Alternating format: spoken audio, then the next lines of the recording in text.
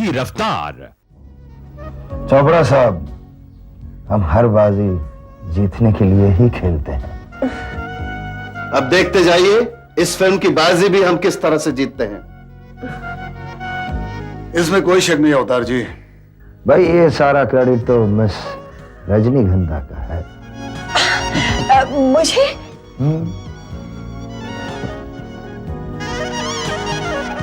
रजनी जी, आपने हमारी महफिल में कदम रखा और हमारी जीत का झंडा लहराया। इसको शगुन मानते हुए हम हमारे दिल की बात कहना चाहते हैं। आप तो खाम मुझे क्रेडिट दे रहे हैं, मुझ में ऐसी कोई बात नहीं है।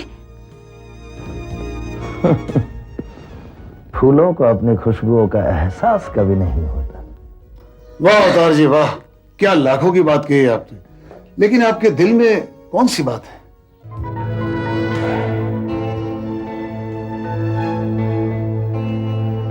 वो बात हम रजनी देवी से सिर्फ अकेले में कहना चाहें।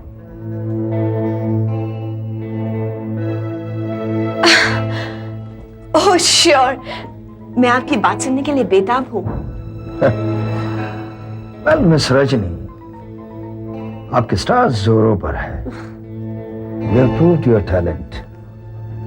आपके चाहने वालों की तादाद बढ़ती जा रही है। Now you are a popular heroine. और इसलिए I have a proposal for you. अब एक फिल्म आप खुद प्रोड्यूस कीजिए। लेकिन ये तो बहुत बड़ी जिम्मेदारी है अवतार सिंह जी, मैं इसे नहीं उठा पाऊंगी। अरे भाई, जिम्मेदारी कैसे? अगर पैसा हो तो सब कुछ मुमकिन है। लेकिन ये तो करोड़ों का खेल है। होने दो, हम आपके साथ हैं। हमारे पास अब जो है, हम पैसा लगाएंगे, हम फाइनेंस करेंगे। भाई, आपकी सेलिब्रिटी का फायदा दूसरे क्यों उठाए? हम आपके साथ हैं, बस आप कदम उठाइए। मैडम, ऐसा मौका बार बार नहीं आता। अभी तो आप आसमान का एक बुलंद सितारा है। इस प्रोजेक्ट के बाद पूरा आसमान आपका हो जाएगा। मुझे अपनी मम्मी से पूछना पड़ेगा।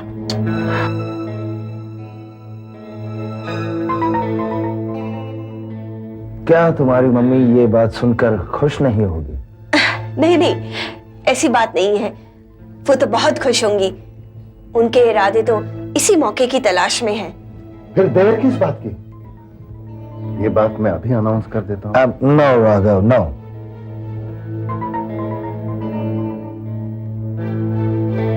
इससे पहले हम एक शर्त रखना चाहते हैं। शर्त?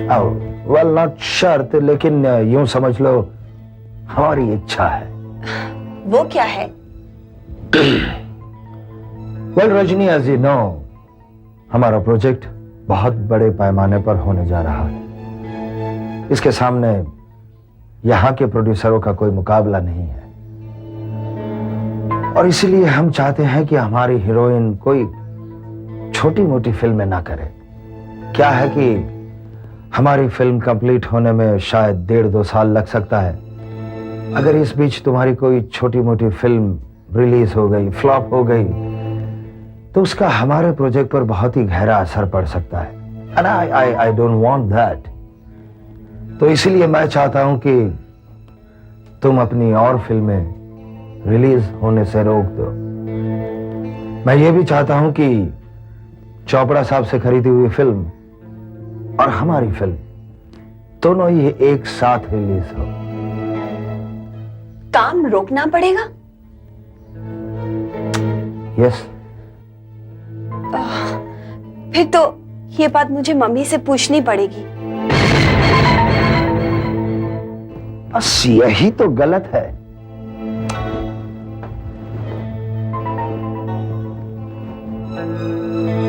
देखो, हम आपका भविष्य बनाना चाहते हैं, और आप है कि हमारी बात, हमारी भावनाओं को समझ ही नहीं रही है। अब आपको आगे बढ़ना है।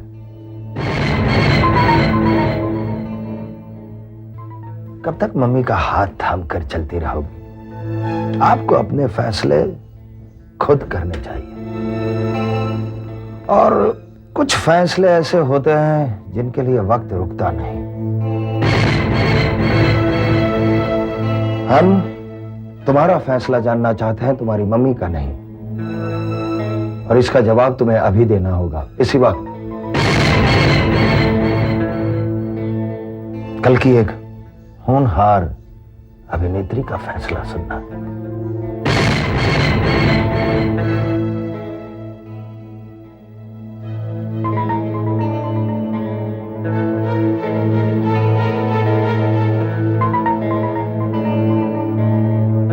राघव भाई, हमने कहीं गलत जगह तो बात नहीं चलाई? जी नहीं, मुझे मंजूर है। That's better.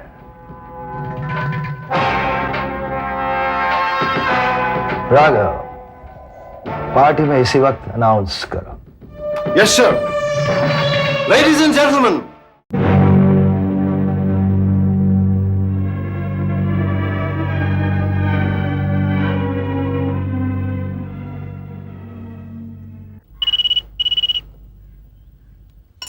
Hello. Hello Rajni, hello Chopra साहब, कैसे हैं आप? How are you? By the way, congratulation. Thank you. Rajni, हमारी आज तक ट्यूनिंग बहुत अच्छी रही है। तुम्हें मेजर रोल दिलाने में हमारा कितना बड़ा हाथ था, तुम्हें अच्छी तरह याद होगा। लेकिन ये सब क्यों कह रहे हैं आप? तुम फिल्म बना रही हो, तुम्हें अच्छे सेंसिटिव डायरेक्टर की जरूरत होगी। इसके बारे में हम बाद में सोचेंगे। हाँ, मैं भी ख्वाब देख रहा हूं। हमारी फिल्म पूरी हो गई है। अब ये फिल्म यानी 2 ग्रेट फिल्में, एक के पीछे एक, मजा आ जाएगा। अच्छा सुनो, हमने जो लास्ट शूटिंग की थी उसका रशेस मैंने देखा। उसके पैच वर्क की कोई शूटिंग करनी पड़ेगी। कहो कब करनी है?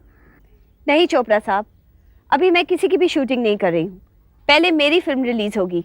बाहर का काम मैंने बंद कर दिया है और किसी की डबिंग भी नहीं कर रही। रजनी, ये क्या कह रही हो तुम? ऐसी गलती कभी मत करना। दूसरे प्रोड्यूसर्स का क्या होगा? आपको दूसरों की क्यों चिंता हो रही है? उनमें से मैं भी एक हूं। हाँ, लेकिन आपकी फिल्म तो बिक चुकी है। देखो, फिल्म का बिकना अलग बात है, पर्दे पर आना अलग बात है।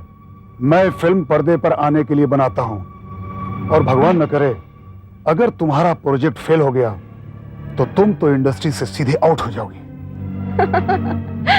चोपड़ा साहब, जिंदगी एक जुआ है, थोड़ा रिस्क तो लेना ही पड़ता है। वैसे किसी को भी क्या पता कि आगे क्या होने वाला है, और अच्छे की उम्मीद तो हम कर ही सकते हैं, है ना? Okay, bye.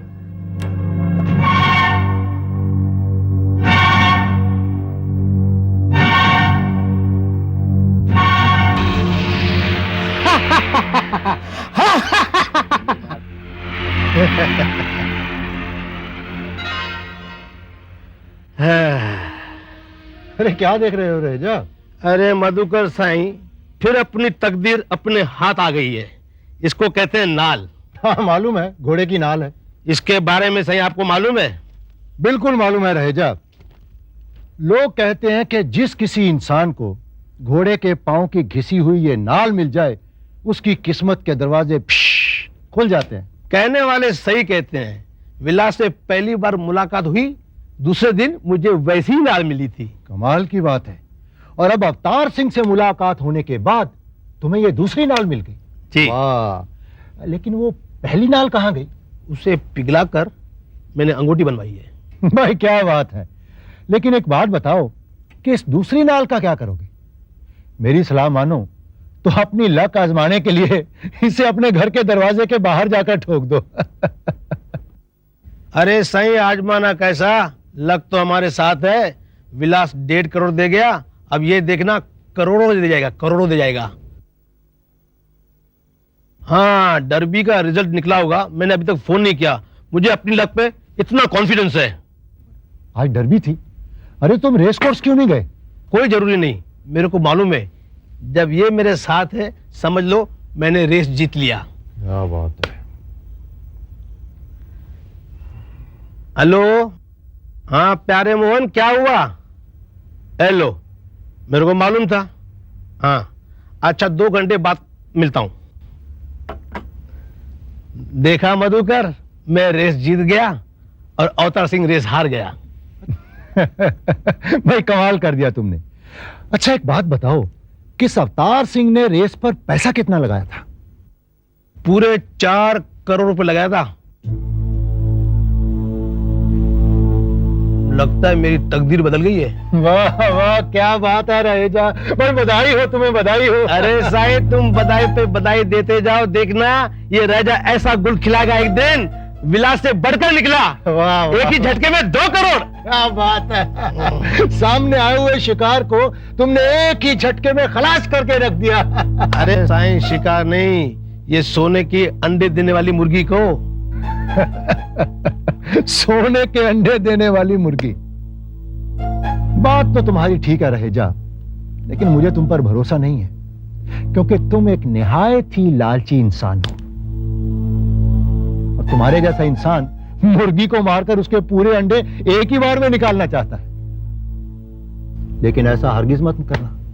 मेरी सलाह मानो तो दाना डालते जाओ और अंडा निकालते जाओ, दाना डालते जाओ और अंडा निकालते जाओ। लेकिन कहीं ऐसा ना हो कि मुर्गी की शक्ल में वो शेर निकल आए और तुम्हारा ही शिकार करके निकल जाए। कुकड़ाको, ये रहेजा और शिकार ऐसे नहीं होने दूंगा, ऐसे नहीं होने दूंगा। तो आखिर तुमने शिकार फांसने के लिए दौलत का जाल फैला ही दिया। नहीं, ये दौलत का जाल नहीं है, ये तो फांसी का फंदा है, जिसे रजनी ने गले का हार समझकर पहन लिया है। अब मैं धीरे धीरे उसे कसता जाऊंगा, ताकि रजनी के लिए सांस लेना भी मुश्किल हो जाए। रहेजा बहुत खुश है। हमने जो 4 करोड़ का दांव लगाया था, वो रहेजा जीत गया, हम हार गए। हम हारे नहीं विलास, वो रेस हारने के लिए मैंने ही पैसा दिया था। तुम्हें रेस नहीं हारनी है, बल्कि रहेजा को बर्बाद करना है। इस जीत से रहेजा हवा में उड़ने लगा है। अब उसका विश्वास बढ़ने लगा है, भरोसा बढ़ने लगा है। अब वो हमसे 8-10 करोड़ की बाजी तो जरूर लगाएगा।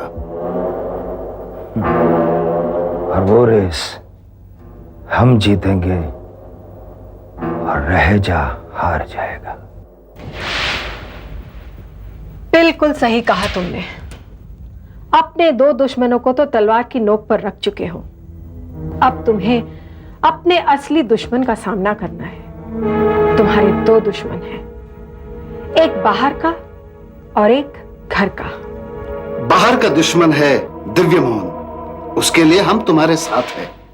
मगर तुम्हारे घर के दुश्मनों के बारे में तुम्हें खुद सोचना पड़ेगा।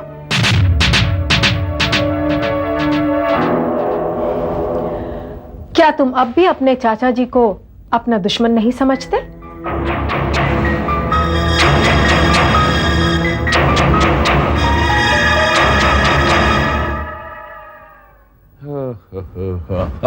Welcome welcome. कैसे हो जवान? बस ठीक ठाक, तुम कैसे हो? बस first class. Sir, the tiger is back in action है। अरे काहे का टाइगर यार, नाखून काट कर नाक पे भेज दिया था। अरे पर शेर तो शेर ही होता है ना। अब बैठो।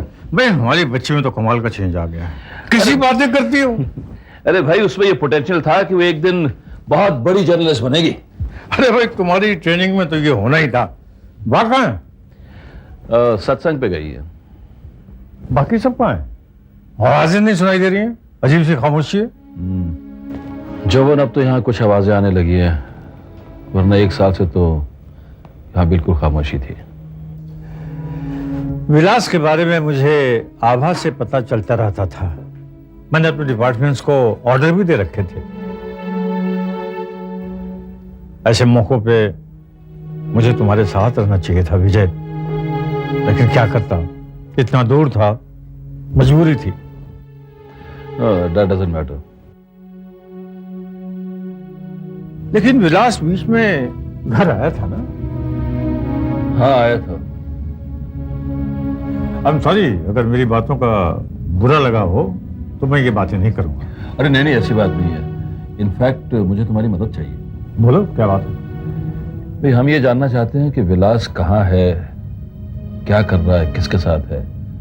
पिछली बार जब वो घर आया था ना, तो उसकी अपीयरेंस से लग रहा था कि उसको पैसे वैसों की ज्यादा जरूरत नहीं है।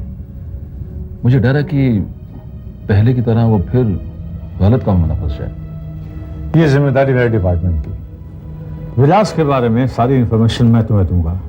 और विजय, मैं सिर्फ पुलिस ऑफिसर ही नहीं, तेरा दोस्त भी हूं। मैं विलास से मिलकर उसे समझाकर घर ले आऊंगा। वो नहीं आएगा। फिर कोशिश करना तो अपना काम है। मैं उसे यूं ही आधी तूफान में थोड़ी छोड़ दूंगा। आखिर वो अपना है, तुम फिक्र छोड़ दो। विलास को ढूंढ निकालना मेरा काम है।